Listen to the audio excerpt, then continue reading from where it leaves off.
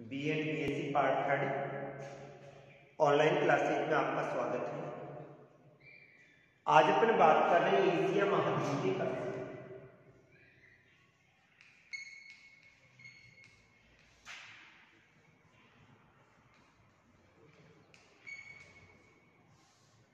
और कृषि के अंतर्गत आज अपन बात करेंगे कपास, यानी एशिया महाद्वीप के अधिकांश जितने भी देश हैं उनमें से अधिकांश देश कौन सी श्रेणी में आते हैं? विकासशील श्रेणी में आते हैं। और ये वाले जो विकासशील श्रेणी के देश हैं इनमें अधिकांश जनसंख्या का जो मुख्य व्यवसाय है वो कौन सा है? कृषि है। अर्थात एशिया महाद्वीप की जो अधिकांश जनसंख्या है वो कौन सा कार्य करती है? कृषि कार्य करती है।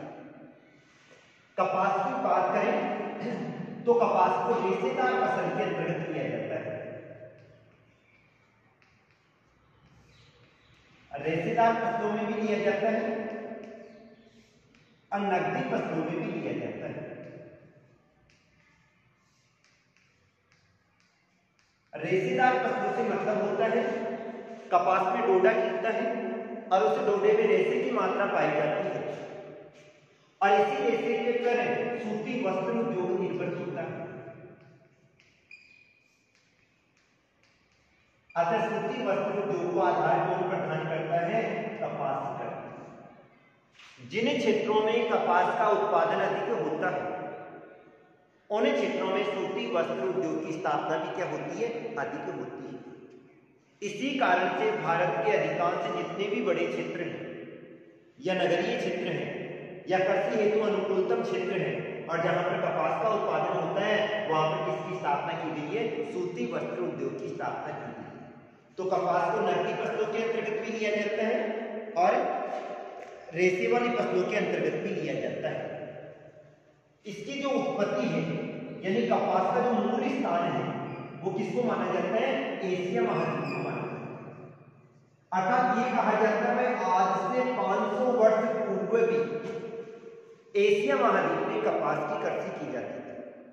अतः मूल जो पौधा माना जाता है वो कहां का माना जाता है?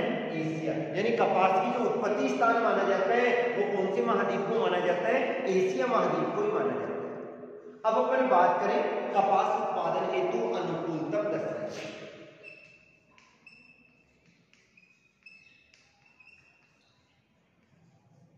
अनुकूलतम दशाओं की बात करें तो अनुकूलतम दशाओं के अंतर्गत अपन किसका अध्ययन करते हैं? कपास के लिए तापमान का अध्ययन करते हैं, वर्षा का अध्ययन करते हैं, मृदा या मिट्टी का अध्ययन करते हैं और संयुगों का अध्ययन किया जाता है। सबसे पहली बात करें अपन कपास के उत्पादन हेतु तापमान की, तो कपास की जो कृषि की जाती है वो उष्णकटिबंधीय क्षेत्रों में की जाती है। उष्णकटिबंधीय क्षेत्रों का मतलब है जहां पर तापमान अधिक पाया जाता है। अर्थात कपास की कृषि हेतु औसत रूप से 20 डिग्री से लेकर 30 डिग्री सेल्सियस तापमान की आवश्यकता होती है। यानी कपास की कृषि हेतु तापमान कितना चाहिए? 20 डिग्री से लेकर 30 डिग्री सेल्सियस तापमान की आवश्यकता होती है।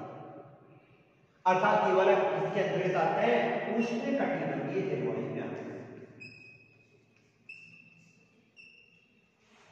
दूसरी विशेषता ये पाई जाती है कपास की जो कृषि होती है उसके लिए पाला हानिकारक होता है।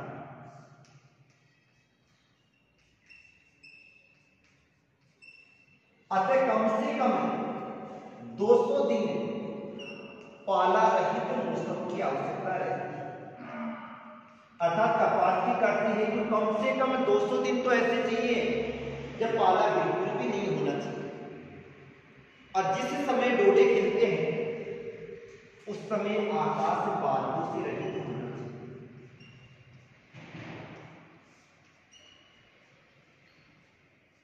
यानी डोडो के खिलते समय क्या स्थिति होनी चाहिए?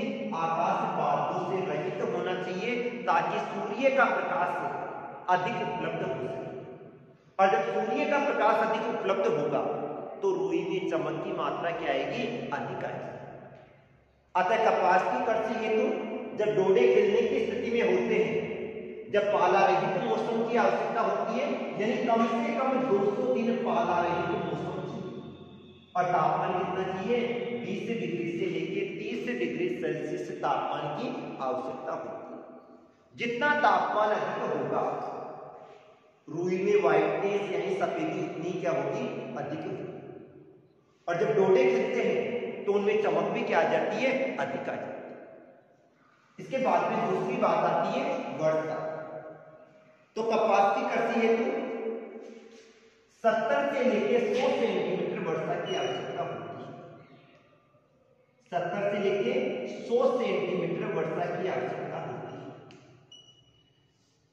जिन क्षेत्रों में पर्याप्त मात्रा में वर्षा नहीं होती है, उन क्षेत्रों में ये वाली जो आपूर्ति है, ये किसके द्वारा की जाती है? सिंचाई के द्वारा।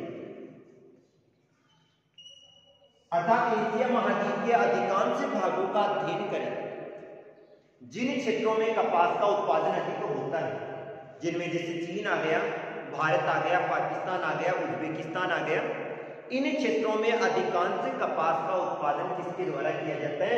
सिंचाई के द्वारा किया जाता है। क्योंकि जहां पर सिंचाई के द्वारा कपास का उत्पादन किया जाता है, उन क्षेत्रों में प्रति हेक्टेयर कपास की पैदावार क्या होती है? अधिक होती है। इन क्षेत्रों में कपास की प्रति हेक्टेयर पैदावार अधिक क्यों होती है? क्योंकि इन क्षेत्रों की बात करें तो यहां पर नमी कम रहती है, और जब नमी कम रहेगी तो कपास का जो डोडा है उसमें कीट कम लगेगा। क्योंकि जहां पर आर्द्रता की मात्रा अधिक पाई जाती है, वहां पर चाहे इंसेक्टिसाइड हो, यानी कीट भी अधिक लगते हैं, रोग भी क्या लगते हैं? अधिक लगते हैं।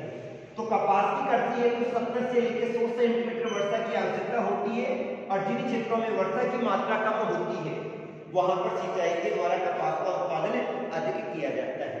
और जिन क्षेत्रों में सिंचाई की सुविधा उपलब्ध होती है, वहां पे कपास की प्रति हेक्टेयर पैदावार क्या होती है? अधिक होती है। क्यों? क्योंकि सिंचित क्षेत्रों में रोग तथा व्याधियां क्या लगते हैं? कम लगते हैं। इसके बाद में आता है मटर। कपास की कृषि हेतु लावा युक्त काली मिट्टी की आवश्यकता होती है।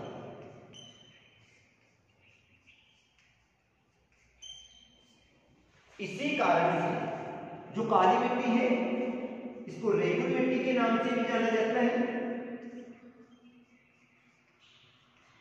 और कपास की मिट्टी भी कहा जाता है। क्या कहा जाता है? रेगुर मिट्टी भी कहा जाता है, और क्या कहा जाता है? कपास की मिट्टी भी कहा जाता है। तो कपास की कृषि हेतु लावा युक्त काली मिट्टी की आवश्यकता होती है, क्योंकि काली मिट्टी में पर्याप्त मात्रा में जीवांश पदार्थ पाए जाते हैं, और इस मिट्टी की जल धारण क्षमता भी क्या पाई जाती है? अधिक पाई जाती है। अतः जिन क्षेत्रों में लावा युक्त काली मिट्टी पाई जाती है, उन क्षेत्रों में कपास का उत्पादन क्या होता है? अधिक होता है। और अगर अपन बात करें तो जितने भी प्रायद्वीपीय पठारी क्षेत्र है, वहां पर कपास की कृषि अधिक की जाती है, क्योंकि वहां पर काली मिट्टी अधिक पाई जाती है। इधर वाले भाग का एशिया का अध्ययन करें, अरब के प्रायद्वीपीय पठार, भारत का प्रायद्वीपीय पठार और हिंद चीन वाला प्रायद्वीपीय पठार, तीनों ही क्षेत्रों में अत्यधिक मात्रा में किसका उत्पादन किया जाता है? कपास का उत्पादन किया जाता है। क्यों किया जाता है? क्योंकि यहाँ पर काली मिट्टी पर्याप्त मात्रा में उपलब्ध होती है। और काली मिट्टी को क्या कहा जाता है? कपास की मिट्टी भी कहा जाता है, और रेगुर मिट्टी के नाम से भी जाना जाता है। इसके बाद में बात आती है श्रमिक या श्रम। कपास की कृषि में श्रमिकों की आवश्यकता अधिक होती है।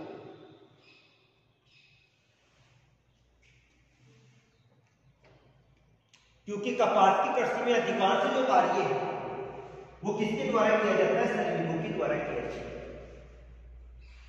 फसल को बोने के लिए तो यंत्रों का प्रयोग किया जाता है, और उसके बाद में जो डोडे होते हैं, उन डोडों से कपास को चुनने हैं और कपास से बिनोला अलग करने हैं किसकी आवश्यकता होती है? श्रमिकों की आवश्यकता होती है। अतः जिन क्षेत्रों में पर्याप्त मात्रा में श्रमिक उपलब्ध होते हैं उन क्षेत्रों में कपास की कृषि क्या की जाती है? अधिक की जाती है।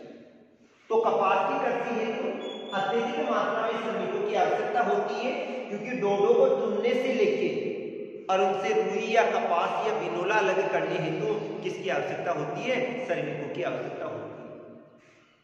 अतः श्रम बाहुल्य क्षेत्रों में कपास की कृषि क्या की जाती है? अधिक की जाती है। अब इसके बाद में अपन बात करते हैं उत्पादक क्षेत्र। तो ये तो थी अनुकूलतम दशा।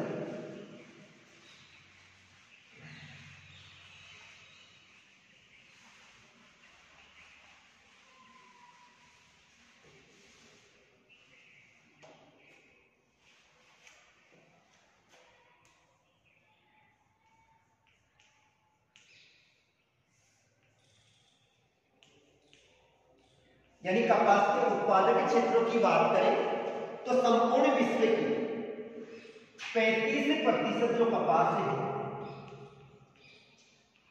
उसका उत्पादन अकेले कहां पर किया जाता है? एशिया महाद्वीप में किया जाता है। अर्थात एशिया महाद्वीप संपूर्ण विश्व की 35% कपास का उत्पादन करता है। और यहां पर कपास उत्पादक क्षेत्र की बात करें तो यहां पर चीन में, भारत में, पाकिस्तान, उज्बेकिस्तान,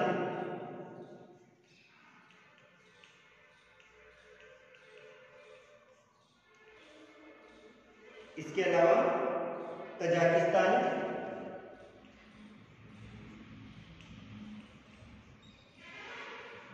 तुर्कमेनिस्तान आदि क्षेत्रों में कपास का उत्पादन किया जाता है। एशिया महाद्वीप में कपास उत्पादन की बात करें तो संपूर्ण विश्व की 35% कपास का उत्पादन अकेले कहां पर किया जाता है? एशिया महाद्वीप में किया जाता है। एशिया महाद्वीप के चीन में, भारत में, पाकिस्तान में, उज्बेकिस्तान में और तजाकिस्तान, इन क्षेत्रों में कपास का उत्पादन क्या किया जाता है? अधिक किया जाता है। अब सबसे पहले अपन बात करते हैं चीन। चीन विश्व की सर्वाधिक मात्रा में कपास का उत्पादन करता है और यहां पर जो कपास की कृषि की जाती है वो हानो,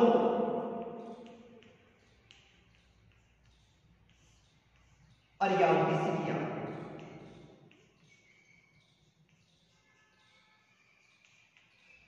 नदी की घाटियों में की जाती है। चीन में जो कपास का उत्पादन किया जाता है वो हांगो और यामगी सिकियांग नदियों की घाटियों में किया जाता है। और यहां पर कपास की बात करें तो ये वाले दोनों के दोनों क्षेत्र उपजाऊ क्षेत्र भी हैं, जहां पर जलोढ़ मिट्टी भी पाई जाती है, काली मिट्टी भी पाई जाती है।